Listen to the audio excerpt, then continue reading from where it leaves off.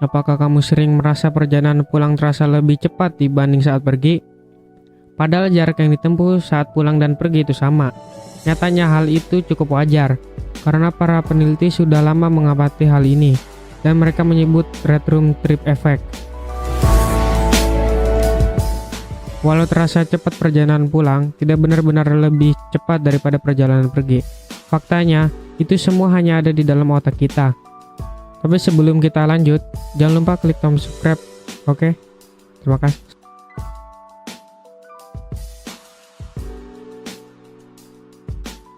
Saat dalam perjalanan pergi, otak kita cenderung lebih fokus untuk mencerna rute yang ditemui sepanjang jalan. Sedangkan saat pulang, jika kita melewati jalan yang sama, otak kita sudah lebih familiar dan tidak perlu lagi bekerja keras untuk fokus, sehingga persepsi kita terhadap waktu akan terasa menjadi lebih cepat. Ketika otak sedang fokus, maka persepsi otak kita terhadap waktu juga akan terasa lebih lama. Hal ini sering dialami oleh murid SMA yang otaknya mencoba fokus pada pelajaran matematika di ruang kelas, yang merasa waktu seperti tidak berhenti dan tidak pernah berjalan.